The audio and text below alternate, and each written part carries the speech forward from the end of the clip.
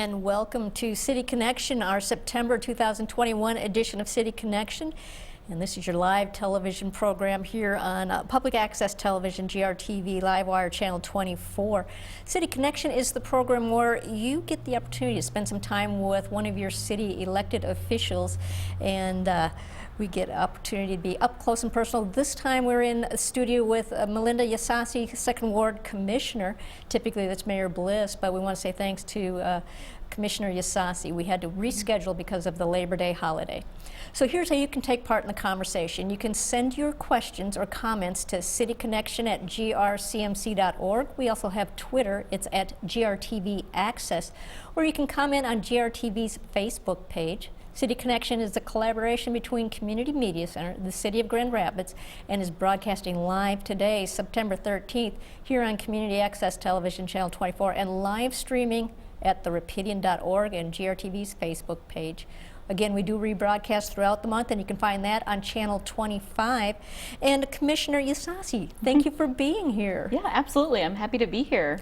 Well, we're great to have you back. And as we chatted earlier, the last time you were here, March 9th or so, a lot was happening in the world at that point. Yes, when I walked into the doors on March 9th, I had all of 4 meetings as a commissioner under my belt, and that week everything changed. Lots of things at the city were moved, and we had one more meeting in person, and we thought we'll be gone for a couple of weeks. We'll just push it out till April. We'll be back together.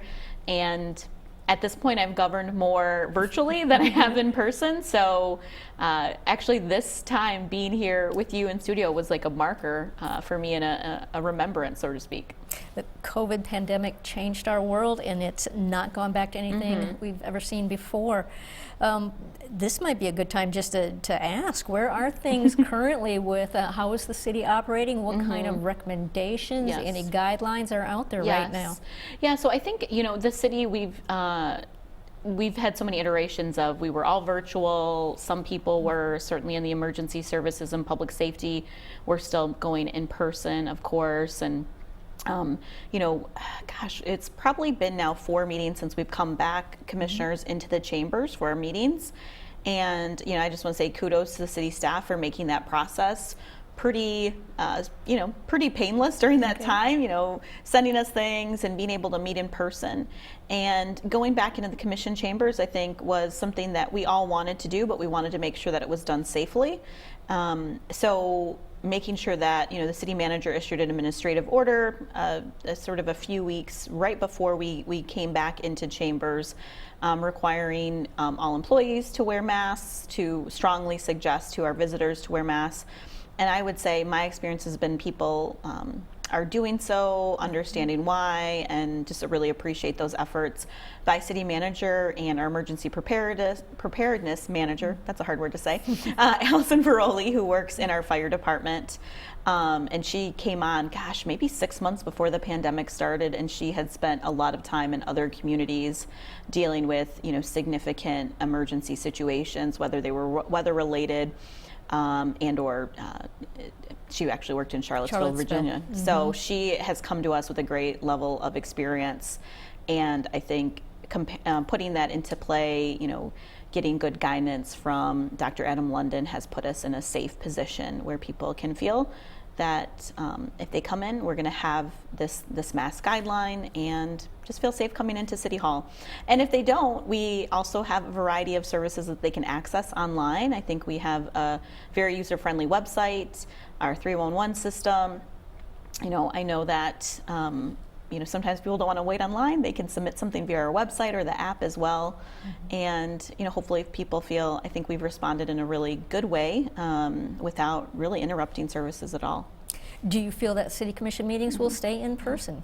I think at this point they will stay in person. You know, we've had people who have asked us about a call-in option and what would that look like. I know that some of us have brought that up. I think maybe right before we came back.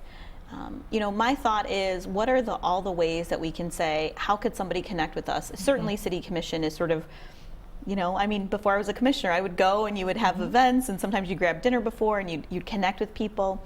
what I want to make sure is that people know that city commission meeting isn't the only time that they can connect with us. And so how do we make this more, asset oriented versus looking at, I can't call into the meeting, so I feel like I can't connect with my commissioner. So I think for me is trying to be connected to our neighborhood associations, different business district associations. This past weekend in Creston, we had the Creston After Dark event, which was, I saw a lot of people that I hadn't seen prior to the pandemic. So making sure that there is not just one way for individuals in our city to connect with their elected officials, I think will remain a priority for me. So I'm looking forward to the point where we could maybe go back into the neighborhoods, like commission night out into one of the schools and things like that. But also encouraging people that they could give us a call or send us an email if they wanted to meet in another fashion. Okay. Well, you are one of the Second Ward Commissioners, but you have a few other roles, and you've recently changed your role here in the Grand Rapids nonprofit sector, Yes. formerly with The Source for a number of years, and transitioning to now at GROW, Grand Rapids Opportunities for Women. Tell me a little bit about the transition, how there's some similarity, how this was a good next step, and how it benefits the community and your role here. Yeah, no, thanks for asking about that. And I think sometimes I sit back and I think about my career as a bit of a jungle gym. There's never been this linear path. Started in private sector and HR at some really great companies like Cascade Engineering and Herman Miller, and then went to go work at The Source. That was part of a consortium with Cascade, and so that's how I knew about the organization. I was there for 6 years, and it was all really focused on workforce development. But I would say, as the common theme through my career has been connecting people to opportunity and making sure no matter where people were at, whether it was in a private employment setting or with The Source, with Workforce General overall, and now with GROW, is how can people connect to those opportunities that they want and see for themselves. So GROW is a 30-plus year organization. I've always known about GROW, have gone to events in the past, and when I saw the opportunity, I thought, remember I said I wasn't going to do anything? I'm not going to change anything. I've had this period of, was going to school, became a city commissioner, running for office, all these sorts of things. I thought, I just need to relax a little bit. But it kept nagging me of, you're very interested to myself. You're very interested in, economic development, certainly have been a part of organizations that support women. Let's just see if it works out. And it did. And so GROW, we are a community development financial institution, or a CDFI, sometimes referred to as a community lender. So we are a financial institution working with small business owners, mostly those who would be in what is considered a low to moderate income. Could be individuals who have been denied capital in the traditional lending markets. And we really work to say, okay, what is the idea that you have? What is that business that you have? And how could you connect to us for hopefully that first lending opportunity? And not just one, but maybe some throughout the process. So in 2020, GROW did, I think, 5 times more loans than they had done the year before, which was significant because there were other community lenders throughout the country who decided that they weren't going to do any lending right now, that it was too risky of a market. And GROW said, you know what? We think we're small enough, we can be nimble. How can we get some more of these resources out the door? As the federal government tried to respond with things like, economic disaster injury loans, PPP and other things like that. But that took a little bit of time. And so, there was a note when I came into the office that a colleague had shared with me from our lending team, and it was from a business owner, and just says, thanks for everything. I love you. And I thought, wow, that you don't get notes like that all the time. Just this past week, we had a couple of our businesses who were able to do some payoffs because they did better in the last 6 months than they thought that they were going to be able to do. Individuals who have switched up their business operating models. And then additionally, we are part of the sort of a national network of women's business centers. So they are centers that are specifically in place to help women, people who identify as women, to start their own businesses. To take, maybe there's a concept or an idea, and to get it into something that would be a little bit more fleshed out, kind of have a plan. So really we see ourselves from connecting into community with organizations that have those really strong relationships, sharing some of that technical assistance and understanding, and then hopefully in the preparation they can now go and apply for one of our loans. And then some of them have even turned into volunteers for other prospective business owners or current business owners. So it's been really exciting. Today the story was something that we closed with a business owner that's in the Muskegon area, and it's really this idea with, as a community lender, how do we take the transaction out of the relationship? How do we get to know as much as we can about the business, to look at things in a different way? You're typically looking at cash flow versus, business credit, because they might not have business credit. They might not have the kind of assets to leverage that they might need if they were in a traditional lending environment. So it's a lot of insular work right now. It's a lot of working with the team to build that up, and I'm hopeful that by the end of 2021 we'll be in a spot where we'll be able to do more partnerships. Hopefully, things will lift up with COVID, do more events, and be much more connected in community. And did I understand you correctly that 2020 was actually a year of growth for the organization and its activity? What do you attribute that to in a year primarily in a pandemic? Yeah, I think it is, sometimes when you're a smaller organization, I mean, there's 7 of us that work there, and I think at the time there was similar head count. I think people look around to each other and say, you know what, we need to respond. And so in the CDFI world, there's a terminology that we are economic first responders. CDFIs are, because we can look at these loans in a little bit different way. Like, we were created to deal with the systemic inequity that exists in lending. And so from what I know, I wasn't there at the time because I came in the beginning of 2021, but from what I know from the team, it was sort of looking around and saying, okay, what don't we need to do? What can we put on pause? What are other people doing? And how can we try to get as much of this capital deployed in our community? And so we have a great chief operating officer, director of lending. We've got in business development folks who are rooted in community. We've got people who started out as administrative assistants who went into programmatic roles. So I think it was a lot of people saying, you know what, yes, we have job descriptions, but we're going to flex and figure out try to listen to businesses as much as we can during this time period, and then respond accordingly. So I wasn't there, but I feel very proud of what was accomplished in 2020. Okay. Yeah. We've got a couple more minutes before we take our first break, so I wanted to ask a little bit more. Grow has the word women in it. Yes. Is this just opportunities for women? Yeah. No, that's a great question. We are constantly asking ourselves that question. I also think we are in a current environment where not everybody identifies in a binary fashion, right? And so that Women's Business Center is from the federal government, Grand Rapids Opportunities for Women. We actually have a 9-county region lending area that we can lend in, and we do lend in. So we are in the process of asking ourselves, do we need a different name? Do we drop like the acronym and just be GROW? Because I think that essence of the word grow is sort of aspirational, but we do lend to both men and women and those who are non-binary, and are interested in how do we flesh out that identity, recognizing that we are living in a period of change where,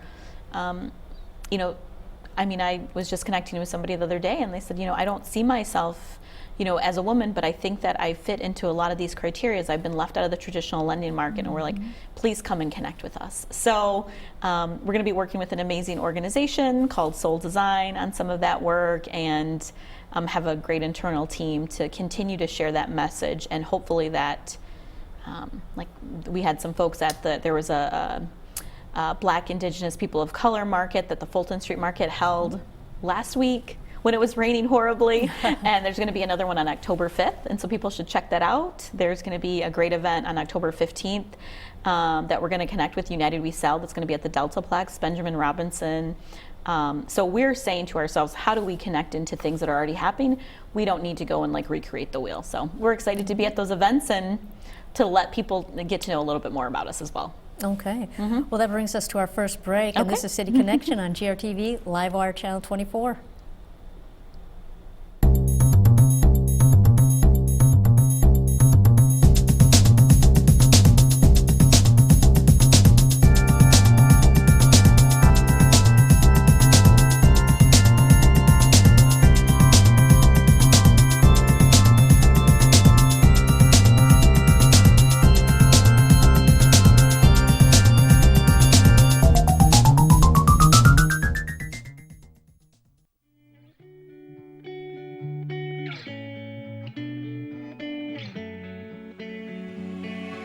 For over 30 years after humble beginnings as a public access TV station, the Community Media Center has grown to be an active, multi-platform, media and technology assistance organization, encouraging and enabling our community to push the creative boundaries.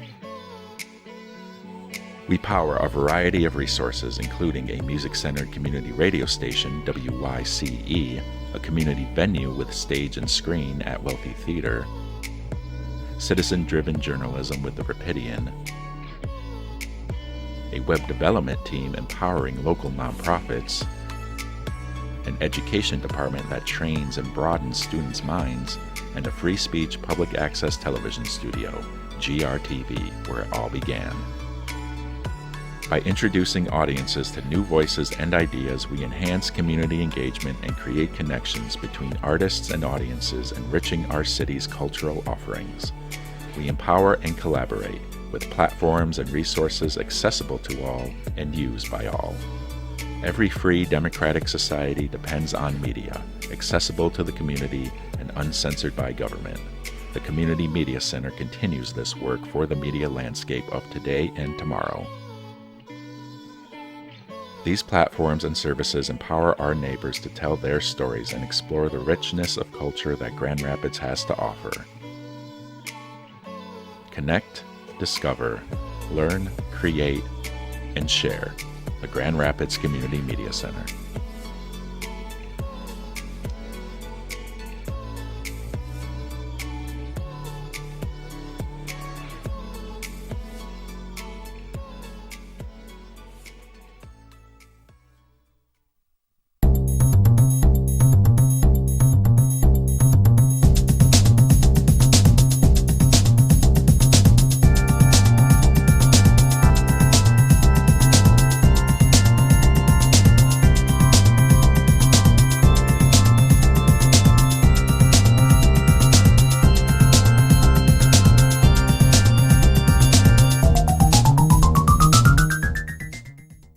Welcome back to City Connection. I'm in the studio with the Second Ward Commissioner Milinda Ysasi, and we're going to kind of launch into a new subject area. Yeah. Today, the city launched something called On the Go. That's the Twitter handle Yes. anyway, but it's Grand Rapids Transportation Initiative. Right. So On the Go GR, that was one of our headlines today. And it was really a way for individuals to navigate the multitude of transportation options that exist in our community. This is, in preparation for Art Prize kicking off and knowing that we're going to have people in town who maybe are not used to getting around the city. And so it will have updates around mobility options. In the last couple of weeks, the Rapid also announced some of their efficiencies to some of their service lines. I think that will be included in there. E-scooters, e-bikes, also just other safety information that I think is really important for people to remember about right away, and making sure that we can be in this world that coexists safely with both vehicles and micromobility and pedestrians. Yeah. And I think it will also have some wayfinding a bit for people to help figure out, do you need to take some transportation, or is this something that you might choose to walk? And it'll give you an estimated time about how to get from one point to the other in the city. Very interesting. Yeah. So we've already got a question on this subject area, and this one's from Tom, and it says, I see people on the sidewalk and on the road with those city scooters. Which one is the right way? Which one's the right one? So, hi, Tom. I think I know who Tom is because I get messages from Tom. I'm going to assume so, and appreciate that. So, yes, we were asking people to ride along with the traffic. I think it's one of these dynamics of how do you monitor all of sort of the usage that people are using the city, and it's hard to do that. I think there are a lot of different safety messages that appear when you unlock the scooters or the e-bikes. I know our mobile GR team, just many thanks to people like Josh and Justin and the great team at Mobile GR who answered a lot of the safety questions that we had when we were entering into these contracts for the micromobility options. I feel like I've seen so many people using them. Some people, really like them. Some people really don't. I think as a city that continues to grow and wants to attract people to come and experience, whether it's Art Prize, our local neighborhood environments, concerts that we might have, this is one of those amenities that we would look for to build up the options in the city for people. And so, what I always tell people is, sometimes the things that we don't know, we have an inclination to sort of say, it's not for me. And I was telling you in the break that I have yet to get on the scooter. My husband is an avid e-bike rider, and he loves it. He is getting his exercise in. His organization that he works for offers incentives to not be in his car. And so he's constantly telling me he's going to get me one of these e-bikes so we can ride around together. Not on a day like today, but so what I always encourage people is sometimes if you aren't unfamiliar with it or it's been frustrating. I've certainly heard from residents who have been frustrated by bikes or e-scooters, in their sidewalk or even in their driveway area. The contractors come around, if you've probably seen some of the trucks, the Lime trucks or others, they'll come around and they inventory them. They have RFID tags. Sometimes if they get out of the specific areas, it's harder for them to identify. But what I've encouraged people is if you go at the bike or the e-scooter, there's a number there and individuals can get connected. And I would say I had to do that on my own block because I noticed one, and they were able to come and pick it up in a fairly quick fashion. So reminding people of those, sort of those safety requirements, especially like when you're on some of the busier streets on Monroe Center, on Monroe, there's so many people coming in and out of doorways. I just tell people, just think about it. Even if you might not like to do it, it's just that awareness that we all have, like putting down our cell phones, paying attention when we're walking around, and hopefully we can all coexist with these options for us. And having this new hub, I think, will also be helpful for people to weigh out the options if sometimes they should take micromobility, or maybe if they want to, put their comfortable shoes on and walk a little bit too. For sure. Well, Grand Rapids really has expanded the options for getting around, and it probably shouldn't be the assumption that car is the primary way. There's so many other options. Yeah. So, there's things like the social zones that kind of bump out into what used to be bike lanes, and just navigating all that. Is this on-the-go GR a good way to kind of get some information on all of those things? Yes, and I think, the great thing about the city is, my experience is, kind of see what this looks like. I haven't been on there. We were looking at it. I'm like, I got to get on Twitter and follow it and things like that. But I imagine that it'll get constantly updated with real-time information from things that relate to, our Dash Shuttle system, which is now back on a Saturday schedule. I think that was in our last commission meeting that we voted to go back to that schedule. And so I think, people just want one source of information, like where can I go to get all of these things? And so that can bring it all together. And, I think for the other pieces around the micromobility options is, we've worked with different community organizations like the Urban League, Hispanic Center, really in some of our neighborhoods of focus. So these are the areas that would have significant disparities that exist, mostly in income levels, unemployment levels, other things like that, some of our maternal infant health pieces. And so we've made some specific actions to say, how can we get people looped into this that might not have a vehicle, that might, a vehicle is a very costly thing that you buy. And for most of us, our vehicle sits outside and it's not usable for 8 hours a day. That's my husband's comment to me all the time.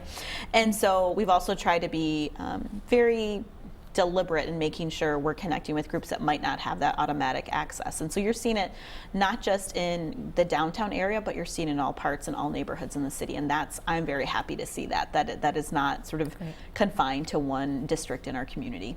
You're going to be on an e-bike soon, I just know it. I will. You had mentioned that there were some new announcements out of the Rapid too, some maybe expansion of services there? Yes, so I think it was August 28th and 29th, or 29th and 30th, they were offering free rides because they were there's a new president and CEO at the Rapid, and I know there was a lot of review of how could we have some different efficiencies. Certainly the Rapid, like every institution, is just, there's hiring signs in every single organization or building that you go by. And so I think they were also looking at some of the realities about staffing levels, how could they better serve individuals. Deb Prado, who came from New York City, I think was used to the New York City transportation system, subway system, very different than the Rapid system. And so I think she's brought some of those fresh and different ideas about how to increase efficiency, knowing that we're dealing with the challenging effects of, I believe now the number 11 goes all the way out to the Meijer on Plainfield. So I had somebody who shared that with me, that they were very excited about that, and they said thank you, and I said you should write the Rapid and thank them. Just reminding people that that is the institution that is responsible for you know, the bus system in Grand Rapids. So Okay. yeah. Good information there. I was unaware of some of that. You know, you're one of the representatives for the second ward, so I wanted to see what is new, what's coming, what's a concern in the second ward. Yeah. So, you know, like every single ward has its own, you know, different experiences and realities, and you know, in some ways they are also similar. I think everyone wants quality neighborhoods for themselves and their family. Everyone wants to feel like they can, you know, see their neighbor, walk to a park, walk to a green space, and all those things remain important. I think what some of the biggest questions that I've gotten over the last couple of months in the second ward is, you know, as we look forward to you know, different funds that are coming via ARPA, dollars from the federal government. We now have this participatory budgeting process, is a real question of how can we best support our neighborhood association. So, you know, the second ward has a long history of some really strong neighborhood associations. One of our ones, Easttown, we're losing our executive director, Emma. She was a great addition. But making sure that how can we best support these institutions that are not the city, but they are connections and coalitions of groups that have a vested interest of what's happening in their backyard. And so that has been a question I've received, is how can we best support neighborhood associations during this time of, you know, changing government, this time of, you know, the COVID pandemic. How do people want to feel connected to their neighbors, and how could they share and support? I've heard stories of people who, you know, have done rotational schools with their children. I think of some friends in a block that I know that I think it was 4 different families, and they said, you know, I think it was maybe May to whatever the end of the school year. So it wasn't too long, but they all took turns just hosting the children and doing some of the virtual classes and things like that, because they needed to come up with a solution for themselves and their families. So I think there's a lot of innovation in our neighborhoods.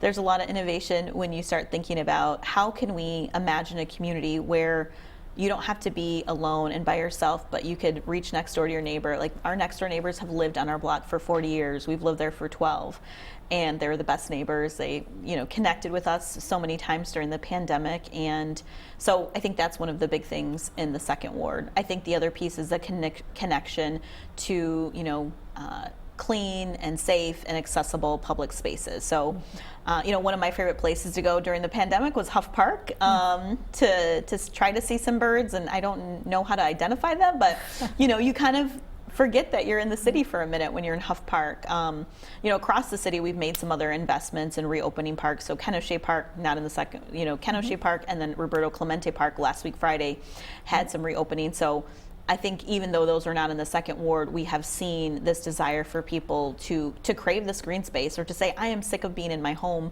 all day long because I'm working here and I'm living with my family, and being able to, you know, connect with a local city park is very important. You know, I think the reality of what is the cost to live in our community today, and so, you know, how much can the city you know, support individuals, but just to make sure, and when we think about tomorrow, we'll have an update about our housing fund. And so we know, we continue to know that we need more investment in affordable housing in this community.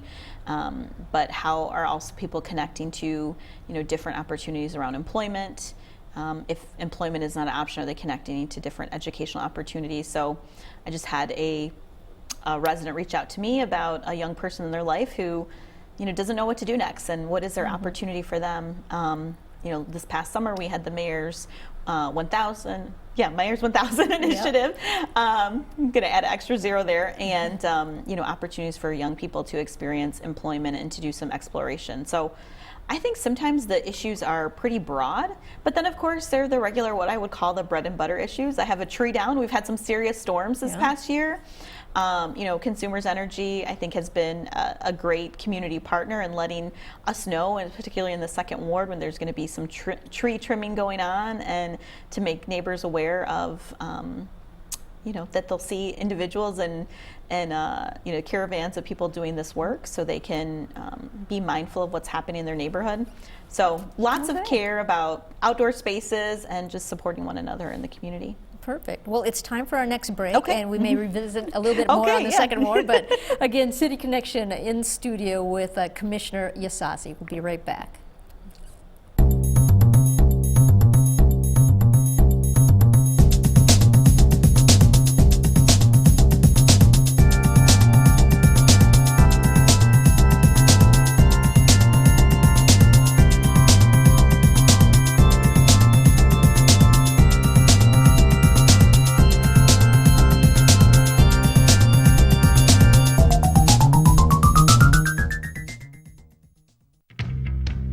88.1 FM WYCE, a proud member of the Grand Rapids Community Media Center, has been serving the Grand Rapids community and beyond for over 30 years, offering a world of music through commercial-free, independent radio. Head on over to wyce.org today, where you can stream our broadcast 24/7, check out exclusive artist interviews, or make a donation. From everyone at 88.1 FM WYCE, thank you for your support.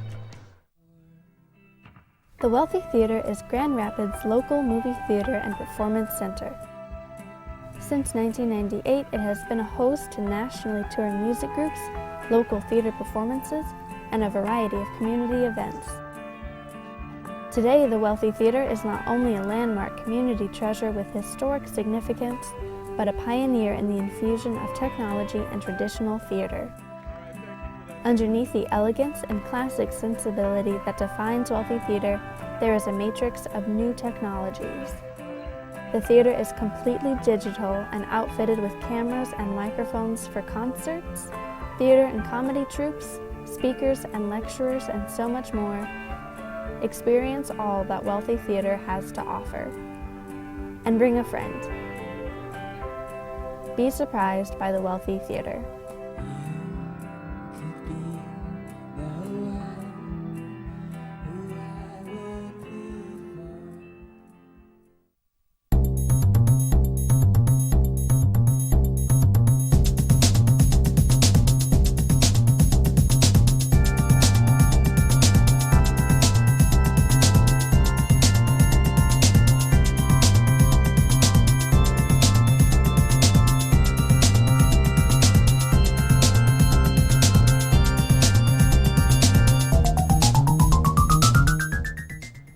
And welcome back to City Connection. I'm in studio with the Commissioner of the Second Ward, Mindy Ysasi, and we're talking a little bit about what's going on in the Second Ward and talked about neighbors and neighborhood type of efforts as well as parks. But let's talk a little bit about businesses. Absolutely. How is Second Ward businesses?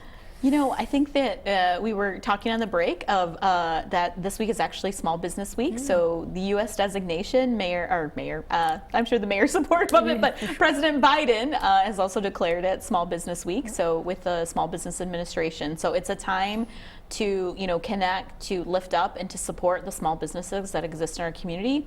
We have, I firmly believe small businesses are the engine of our economy, both here in Grand Rapids, but really throughout our country. And more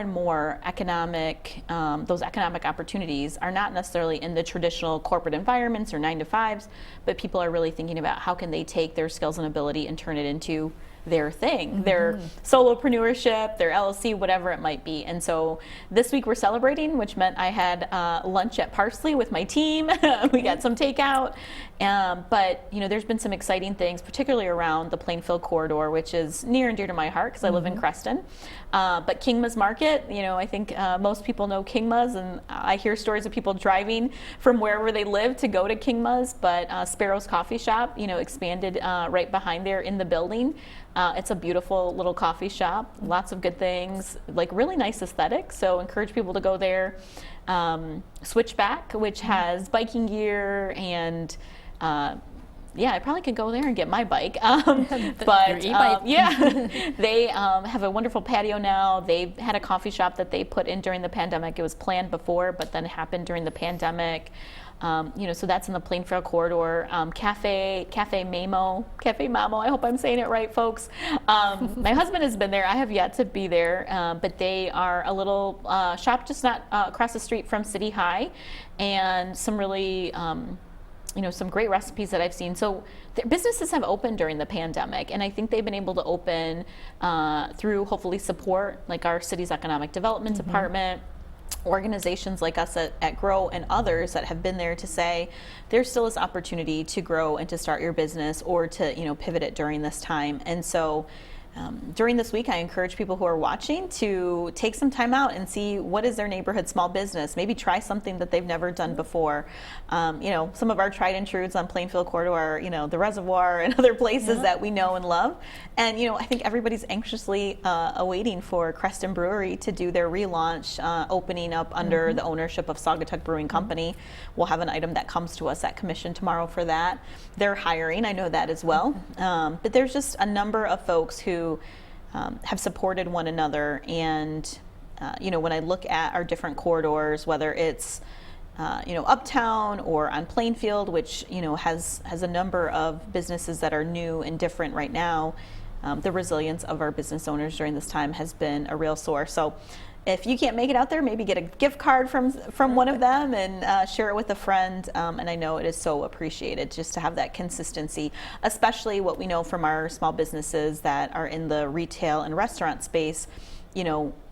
That Monday through Thursday is so important because the weekends are usually busy, but how can we keep that momentum during the week is also very helpful to them. You had also talked a little bit during the break with me that there's been some unique adaptations during COVID and just some maybe some new business add-ons or just adaptations. Tell us a few of those kind of unique opportunities that took place. Well, I know that the folks at Little Bird, Early Bird, they opened Quarantinos, which is just a funny is a funny name, but as delicious deep dish pizza. If you haven't tried that there, I encourage people, you can go right into Easttown and grab some of that. I think a lot of our retail shops have said, one of my favorite shops in Easttown is Commune. It's this very calming, welcoming small business. It's associated with Rebel GR, but they really, I know there was a couple times where they kind of focus on, like, if you have somebody in your life that you want to connect that's like struggling during the pandemic, some of their social media, like sort of gift baskets and things like that. I know another small business owner, she left her healthcare job, it was quite a bit, and she started her own business, doing delivery drop-offs for companies to be able to say, I want to give a little thank you to a coworker. And sort of, I think the GOAT, the greatest of all time, Sarah Lockman, so she started her law firm in downtown in the 2nd Ward, but also is the owner of Lunar Cycle. And so,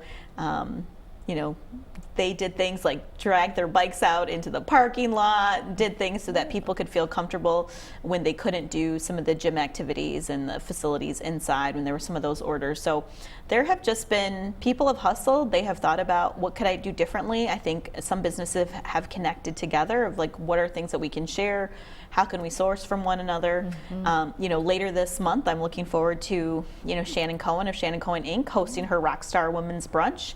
And she's got a great lineup of Grand Rapids folks and a variety of small business owners that are going to be featured in her box. So, we could go out every single night in Grand Rapids to support small business. Small business. So I'll be at the Old Goat later today doing that. Doing your part. Yeah. So supporting. So Small Business Week means let's visit our small locally owned businesses. Perfect. Yeah.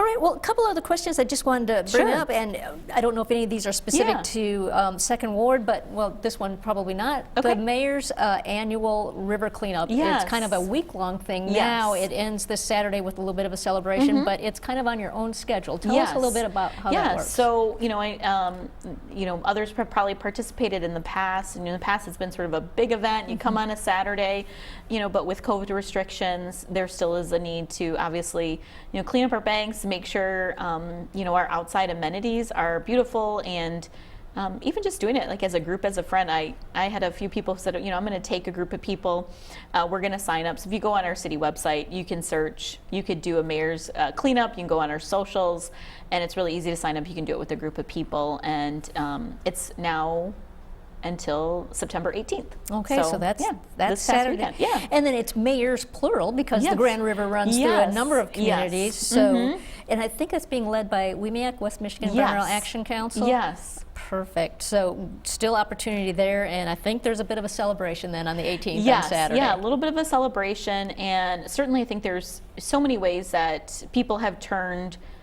And I think this is hopefully uniquely Grand Rapids, but caring about our community, doing it in a social way. We've seen that with Friends of GR Parks, with different events that they have. There's ways that you can sign up. Our in Noble, Neighbors of Belknap Lookout, which is in the 2nd Ward, they're having a couple of cleanup efforts as well that they have on their socials and their newsletter. I mentioned Crescent After Dark that we had this past weekend. But there are immense ways for people just to get out, to connect with one another, to make our community a little bit more beautiful. And like I say, it's like if we can get our steps in, it's a good day. Perfect. And you know, with so much more outdoor activity with COVID, and it's a good change in people's lives, then the focus and the attention to Yes. parks and green spaces is even highlighted. Absolutely. Absolutely. Well, let's see what else is in there. Is there anything else you want to tell us about Second Ward? Yeah, I think, you know, the other piece that I would just mention to individuals as we get, as we go, you know, September's going to end here pretty quickly. We're going to go into October, is just a reminder that both our police department and our fire department did release in our last commission sessions, and the last two are their 2020 annual reports. I think, you know, certainly public safety overall is a key issue, whether it's a second ward or first or third. And so I encourage individuals, if they are interested in what were some of those metrics and other pieces that our departments have worked on, to take a look at that. I think that is a helpful starting place for individuals, you know, to be aware of. And so, and then October is Fire Safety Month as well. And so I think last year there were 9 deaths that happened in our city, and as it related to fire, smoke inhalation, things like that, and there were not fire detectors and smoke detectors in those homes. And so as a city, as a department, as commissioners, you look at that loss of life and say that could be prevented. So that has been a little bit harder during COVID. You know, how do we go into people's homes and to do it safely, but really encourage people to take a look at some of those annual reports, and so they can get a sense of some of those pieces. You know, the other piece that I would say in the second ward, where again, this is the whole city, but is the city has engaged in a participatory budgeting process.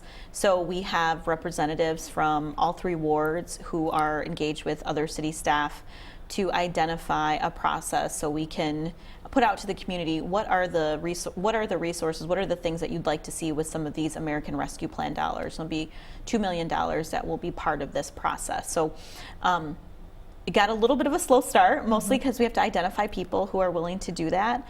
It is time and energy, but we're also going to get an update tomorrow for our housing fund, which I would encourage people to tune into.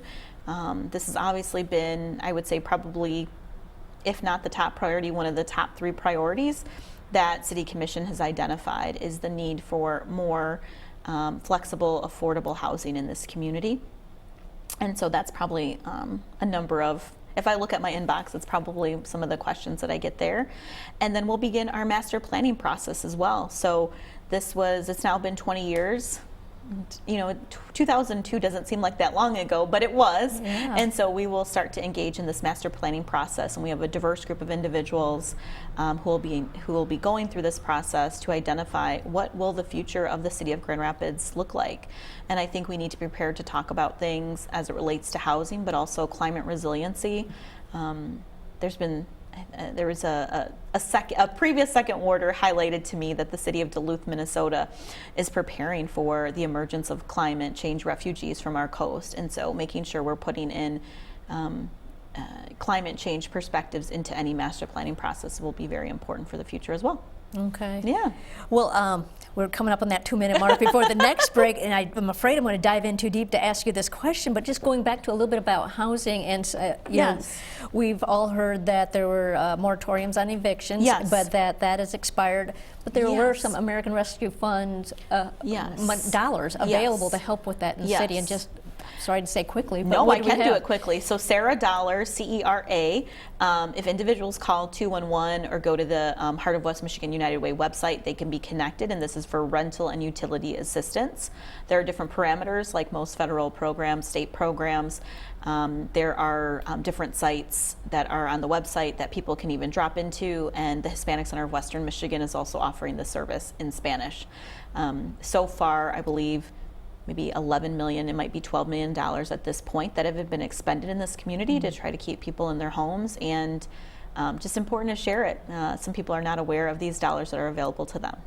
And that kind of leaves out folks that were not properly housed before that. What is available at that level? Yeah, so still connecting into organizations like our like HAP with the Salvation Army, working with other, so working in that continuum of care, and to connect into what is the best resource for them I think the other piece during this time has been, we've also seen a lot of employers be connected into how can they, potentially provide some housing supports. I've heard some employers looking at ways that they could do, some sort of a bonus for hiring in, which would help with some of that first and last month's rent pieces. So a lot of different creative pieces, but continuing to go into HAP, into the housing continuum would be the best course of action for anybody who is looking to connect into housing supports. Perfect. Thank you for that. Yeah.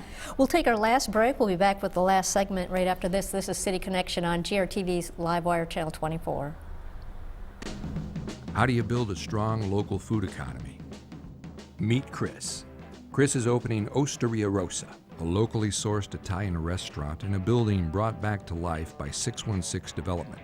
But he doesn't know any local farmers to supply him with food year-round. This is Melissa. Melissa runs the Fulton Street Farmers Market and publishes a long list, even in the dead of winter, of available produce, meats, bakery goods, and more on the Rapidian. This is Amy. Amy wants to do more to support the farmers in her local food economy. Amy talks to Melissa, who introduces her to farmers at the Fulton Street Farmers Market, and Amy, in turn, publishes their stories, also on the Rapidian. Chris hears about the Rapidian and now has access to a local grocery list and information that he needs to make connections with local farmers. He feeds his patrons with local food year-round. Connections multiply, meals are shared, a stronger local food economy is built.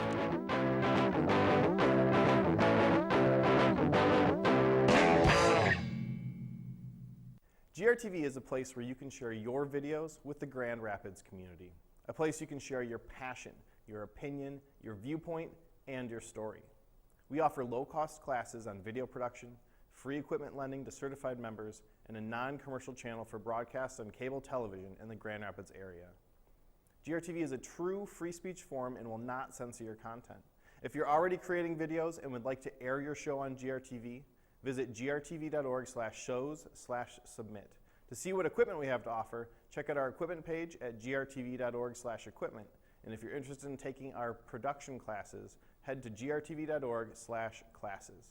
Use our platform to amplify your voice at GRTV, a service of the Community Media Center.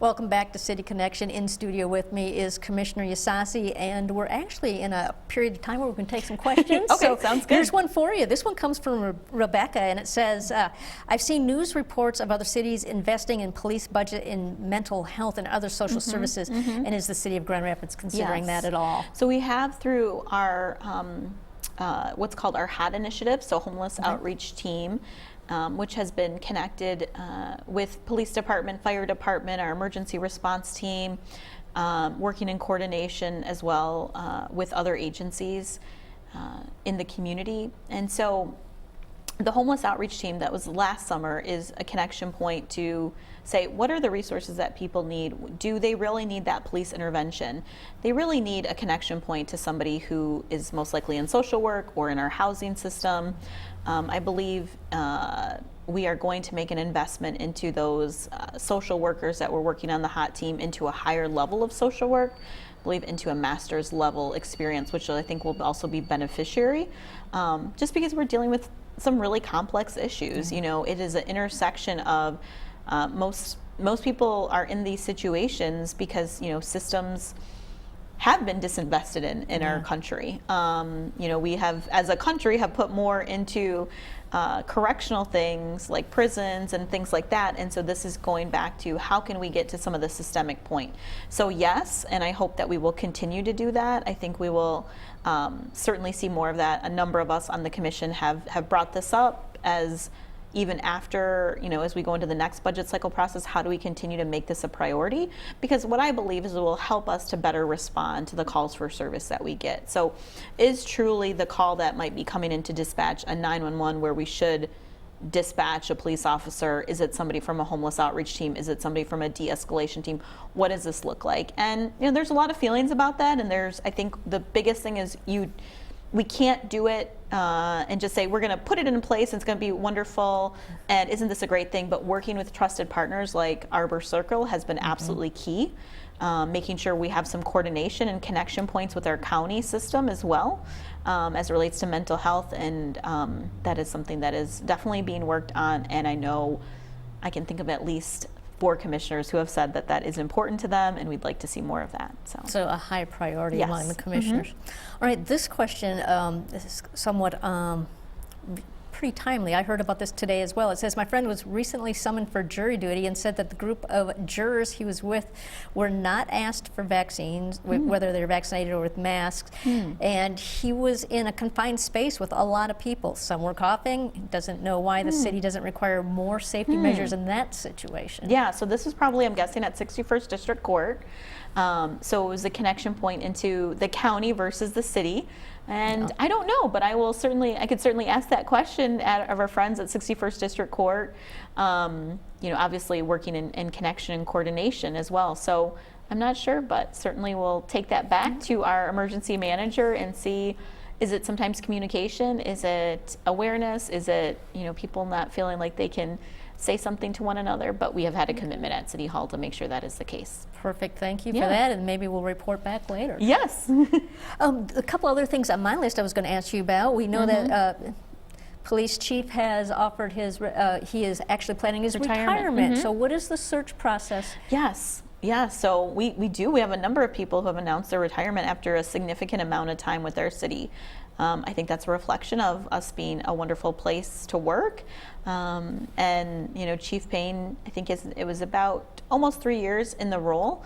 And so the city manager will be working, there was an RFP process to identify a search firm to help us with that search for our next police chief. So I think that will be key. And just like we did it in the last time, well, actually I wasn't in commission last time, but I was a member of the community, and there are a number of ways that we made sure that there were community partners who would interact quite a bit on the public safety side with our police department and our chief, as well as general community engagement sessions for people to ask questions. We did that with our last chief hire when we hired Chief Payne. We did that when we hired Mark Washington as our city manager, and that will be, I know, an important priority for, I would say, almost all of us on the commission, and to bring up. So I know that City Manager Washington is working closely to make sure we have the right firm to help us work with our HR department to bring us some of the top candidates for a very important role. Important process, and it sounds like it's a long-term process. Do you have any sense of the timeline, and when is Chief Eric Payne's last day? Yeah, so we don't have a specific last day. The way that his retirement was communicated to us and to the community is he was going to stay on until that individual was identified. I think the positive piece is we've got our deputy chiefs in place, Deputy Chief Rogers and Deputy Chief Reifenberg, to be able to support that work, and who are experienced individuals out of our police department, as well as Carrie Ann Thomas, who is the chief of staff that was hired just a few months ago now with the police department. So I feel confident that there will be a smooth transition, even though we don't have a specific date. Hiring for public safety positions does take quite a bit of time. I think when I hired for my job, it took about a month. It is a very different process. There's a lot of vetting that needs to go through, which I think is important to do. So I would like us to spend the time to do the vetting and to make sure we're listening to community, talking with any past employers that they might have to make sure it is the right fit for the city of Grand Rapids. For me, I'd like to see somebody who has experience in an urban environment. I'd like to see somebody who has had experience in leading and supporting and promoting, serious reform to policing and police systems and communities. And I think there are individuals who are out in that labor pool who hopefully will say, no doubt this is a challenging role. It's a challenging position to be in. We're in a period of social change that we've never been before. If I think back to 5 years ago, we probably wouldn't be having these conversations. And so we don't take that lightly, but wanting people to know that Grand Rapids is a wonderful place to live. It is a wonderful place to work. And if you want to be part of, changing different narratives, I think this would be a great position for somebody to consider. Okay. Well, you mentioned the great retirement. Yeah. We also have long-term member of the city staff, the administration, is Deputy City Manager Eric DeLong. Yes. And he holds a lot of institutional knowledge. And what are the next steps there? Yeah, so, many thanks to Eric. Mr. DeLong has had a long career with the city. I had people who were texting me like, this is the end of the era, and I hope that he gets to enjoy his retirement and his family. So lots of well wishes by individuals. I think the key thing has been, since City Manager Washington has come on, has been very much focused in being an organization that operates with a strategic plan, with metrics, so that it's not just being held by, say, those in the executive office or just a few people, but that it's visible to community, but also to staff, so that they can understand what are the priorities and how do we work towards those.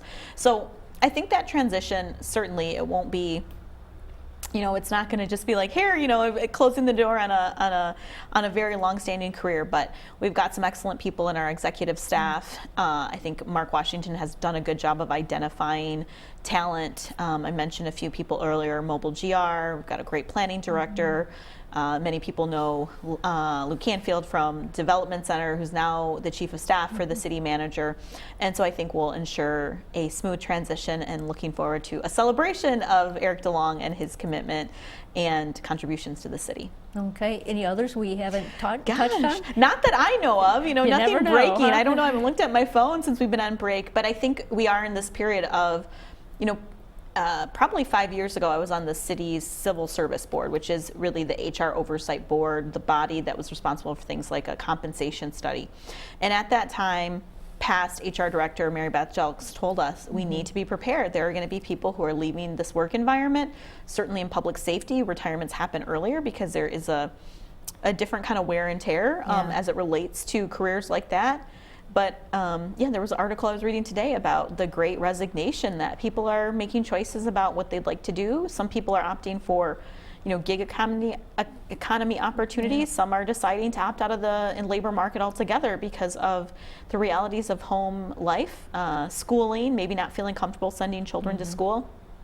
So I think we'll probably see that, and hopefully we'll continue to be responsive with flexible environments, so that people, there are certainly many things that we do as a city. We need to be connected face-to-face with community, but also how do we use technology to better provide services overall. Okay. Yeah. Well, I think we have time to squeeze in one more Sure. thing. I wanted to Okay. ask you about something I read today, that the city is being recognized for progress and great strides in recycling and removing contamination from the recycling process. Yeah, so it is always great to get awards. I think for an award like this, it's not just what the city staff and what city has done, but it's really a celebration, a recognition of residents, of everyone who lives in the city of Grand Rapids, who have said, you got little notes maybe about some contamination. We've got our little billboards with the raccoons. Don't contaminate your recycling, and just reminding people to take that extra step to say, does this really belong in the recycling or the trash? So it's kind of nice to have an award like that, because it's a recognition of efforts by our community. And so I think we are very lucky to have a city where you can recycle for free. Not all cities and municipalities are like that. So I'd just like to remind people that that is an option. If they don't have a recycling bin, they can get one, and it's really easy to do. We fill ours up regularly and try to have more recycling than we do trash at our home. Right. Well, any final words? It's been great to have you on Gosh. City Connection again, and so informative. Thank you for the invitation. I feel like that there are so many things happening right now that people want to be more connected. We were talking about this at the beginning. So if you feel like you don't know what's going on, please connect with us on our socials. You can connect to our monthly newsletter. There's a vlog that our mayor and city manager do to provide regular updates. Your neighborhood associations are a great place to connect with, that are disseminating information as well that might be on a more hyper-local level. So Perfect. Just hopefully enjoy a little bit of this waning summer, and there's lots of fun fall activities, and make sure to go out and support small businesses this week for Small Business Week. So great to have you. Yeah. And Second Ward Commissioner Milinda Ysasi spending the hour with us on City Connection this time. And keep in mind, it is Small Business Week. Support your local businesses, your community organizations, all of that. And we'll exit for now. This has been City Connection on GRTV, Livewire Channel 24 and Channel 25. I'm Linda Galash with Grand Rapids Community Media Center. See you next month.